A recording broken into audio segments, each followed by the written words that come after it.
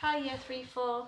Today is your first instalment of Outlaw by Michael Morpurgo. From guided reading you will know that Robin's dad has just been captured and Robin is surrounded by the outlaws.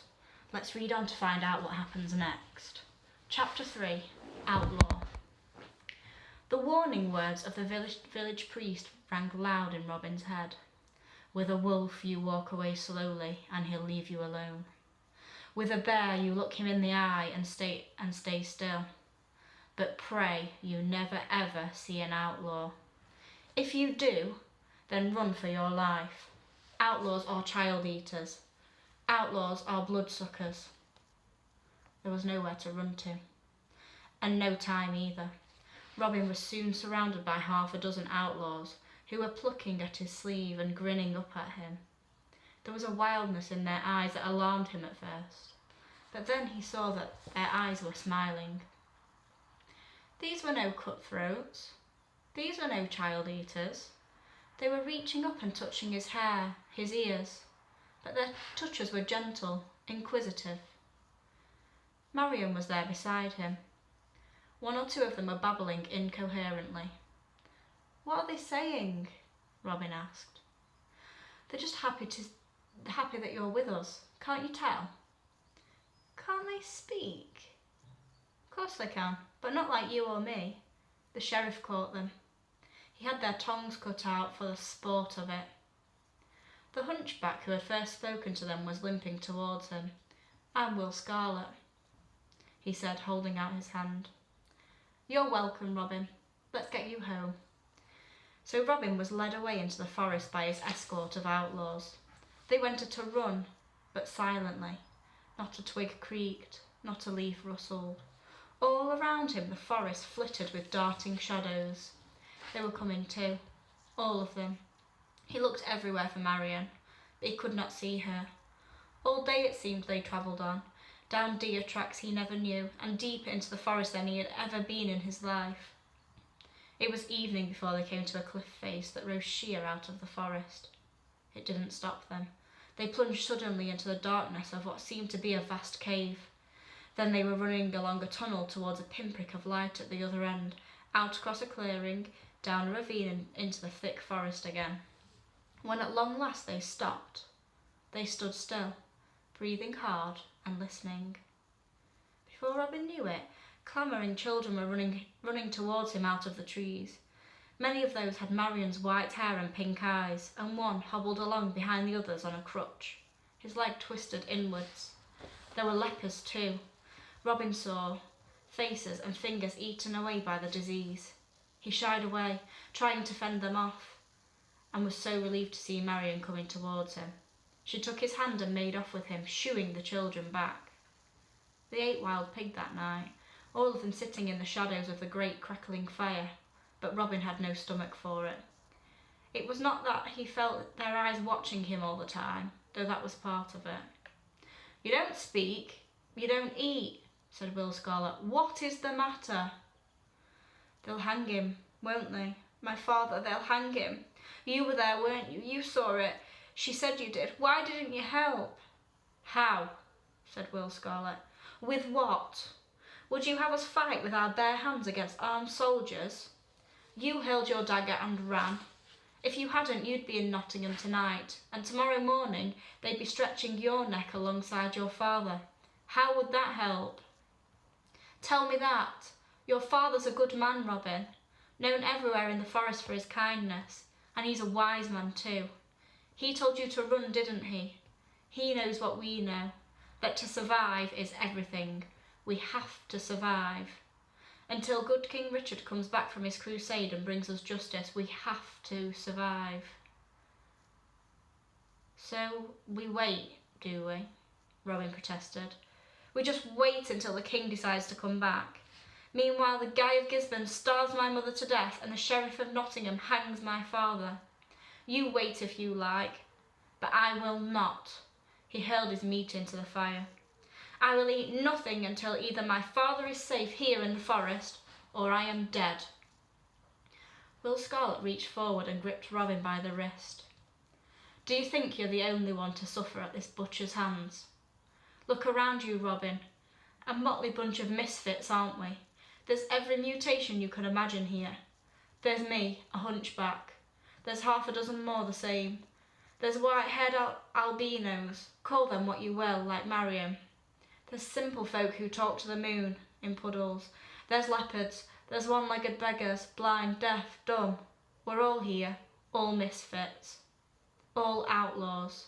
And why do you suppose we're here?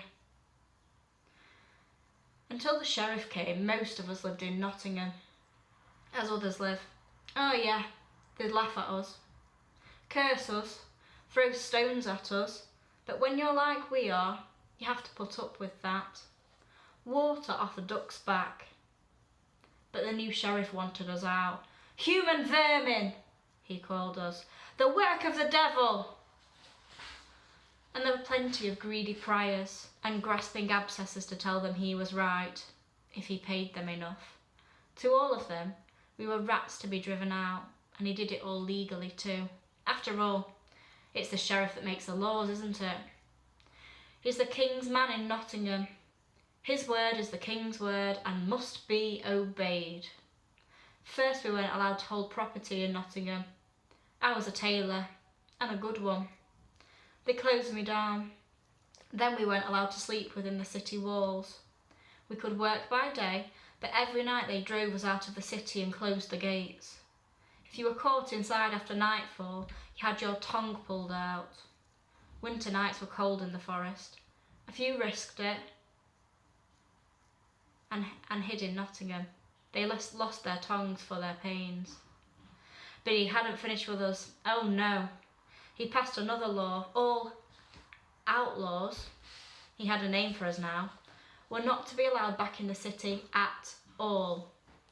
So we left family, friends, everything and everyone, and we came here to live in the forest. The monks and priests put it about in the pulpits that we were devil worshippers, child eaters, blood suckers. I see you've heard the stories too. So we live here and we survive. We have become creatures of the forest, creatures of the dark, and we wait for the king to come, for the justice we deserve. If we fight them in the open, then they will destroy us. They are too many and too strong, so we rob what we need. The sheriff's men look for us, but they cannot find us. We have lookouts all over Sherwood. If anyone comes to the forest, we know it. That's why we were there this morning. Will Scarlet held up his father's great bow.